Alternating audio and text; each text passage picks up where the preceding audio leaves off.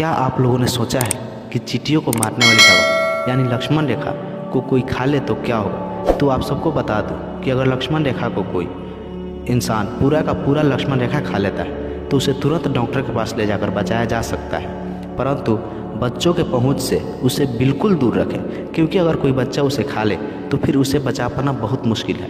क्योंकि आप सबने सुना ही होगा कि कुछ दिन पहले एक 16 वर्ष के युवती की मौत लक्ष्मण रेखा खाने से हो गई थी।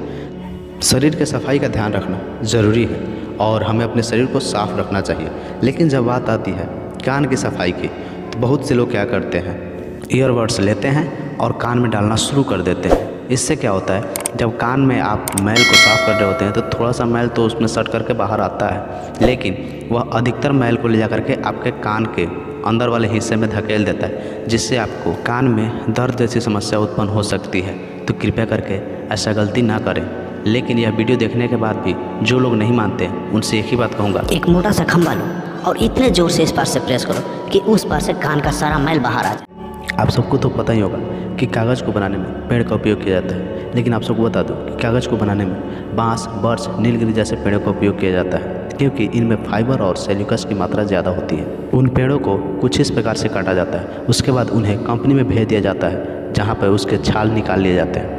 फिर लकड़ों को पीस कर छोटे छोटे चिप्स बना लिए जाते हैं। इन चिप्स को डाला जाता है एक डाइजेस्टिव चैम्बर में, जहाँ इन्हें एसिडिक सोल्यूशन डाल के पकाया जाता है ताकि फाइबर और लिग्निन अलग अलग हो जाए। उसके बाद उसके लाल कलर को निकालने के लिए उसमें ऑक्सीजन और पर ऑक्साइड डालकर ब्लीचिंग के लिए छोड़ दिया जाता है और अब यह कुछ इस प्रकार से दिखता है। फिर उसमें पानी, गिले और कुछ क्वांटिटी कैल्शियम कार्बोनेट की मिलाई जाती है और मिक्स कर लेने के बाद यह लुगदी बन जाती है, जिसे एक नहीं 40 रोलर से गुजारा जाता है ताकि कागज़ उबड़ खाबड़ ना बने। उसके बाद उसे हीट चैम्बर में डालकर सुखा दिया जाता है और इस प्रकार से पेपर बनता है। 55 लाख स्क्वायर किलोमीटर में फैला हुआ एक विशाल जंगल, अमेज़न जंगल, जिसके बारे में आप सबने ज़रूर ही सुना होगा, लेकिन उससे जुड़े कुछ ऐसे फैक्ट्स हैं जिसके बारे में शायद आप सबको नहीं पता हो।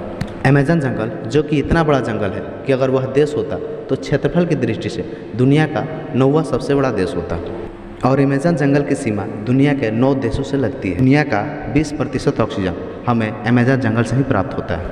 वहीं अगर अमेज़न जंगल में स्थित अमेज़न नदी की बात करें तो वह दुनिया की सबसे बड़ी नदी नील नदी के बाद दूसरे स्थान पर आने वाली नदी है। इस जंगल में एक ऐसी नदी भी है जिसका पानी हमेशा उबलते रहता है और उसका तापमान 45 डिग्री सेल्सियस से 100 डिग्री सेल्सियस तक होते रहता है, और उस नदी के बारे में वैज्ञानिकों को भी ये नहीं पता है कि उसका पानी उबलता क्यों है। 13 अप्रैल 1919 को जनरल डायर के कहने पर जलियांवाला बाग में हजारों हिंदुस्तानियों को मौत के घाट उतार दिया गया, और इस घटना से जनरल डायर को प्रमोशन देकर के लंदन ट्रांसफ़र कर दिया गया। वहीं एक 19 साल के लड़के ने हजारों बेकसूर लोगों के चिता को जलते हुए देखा और उसने मन में संकल्प किया कि मैं जनरल डायर को मारकर ही दम लूंगा। पैसे के अभाव में लंदन नहीं जा सकते थे, इसलिए उन्होंने कारपेंटर का काम किया और किसी तरह पैसे जुड़कर लंदन गए। वहां पर उन्होंने वेटर का काम करके एक रिवॉल्वर लिया, और सन 1940 को जब एक सभा में जनरल डायर को सम्मानित किया जा रहा था, वहीं पर उधम सिंह जी ने पहुंच करके जनरल डायर को 3 गोलियां मारी और उसे मौत के घाट उतार दिया। और उनके इस कदम ने अंग्रेजों को बता दिया था कि हम हिंदुस्तानी घर में घुसकर मारते हैं, जिसके बाद उन्हें फांसी पर लटका दिया गया। लेकिन हमारे देश में बहुत से ऐसे लोग हैं जिनको उधम सिंह जी के बारे में कुछ भी नहीं पता है। भारत के इस वीर पुत्र सरदार उधम सिंह जी को सत सत नमन है।